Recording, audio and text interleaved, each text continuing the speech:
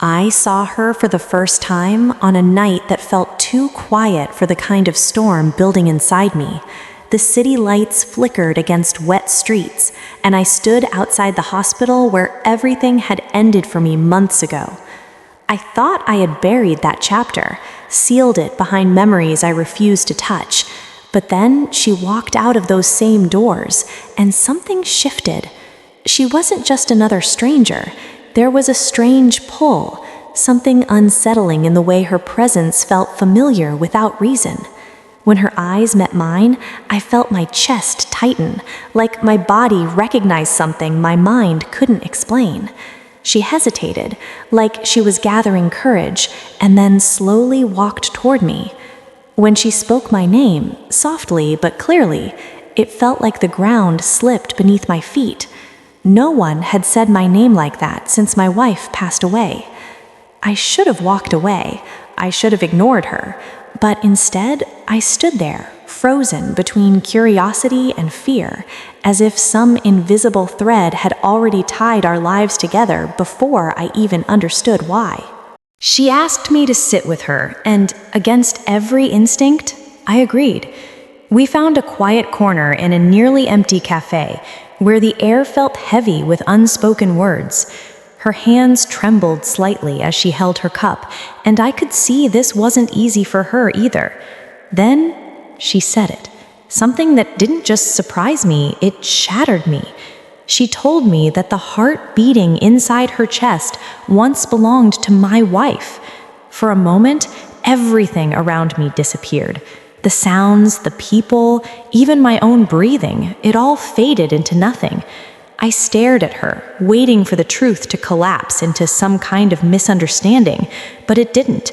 She explained the transplant, the long wait, the miracle that saved her life, a miracle that came from my greatest loss.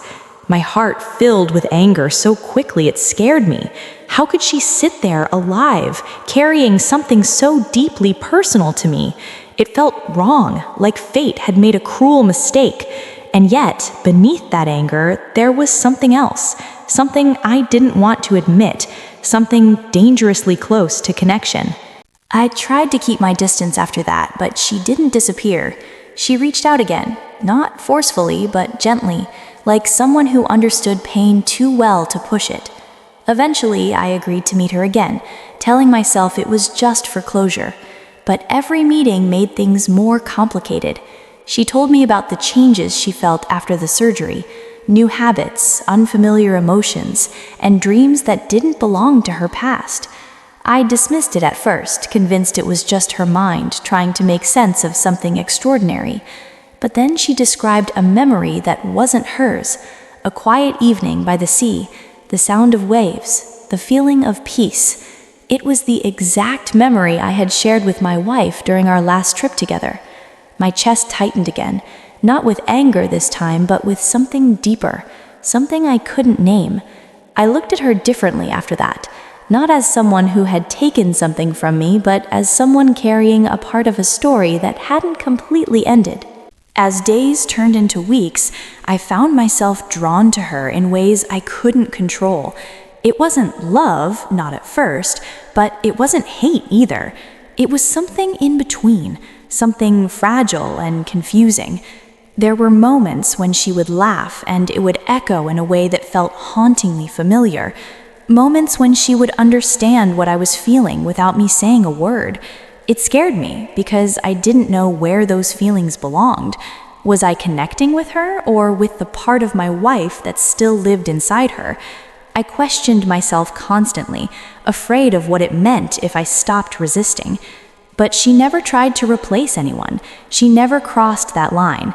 Instead, she became someone who stood beside my pain, not inside it. And slowly, without realizing it, I started to let my guard down.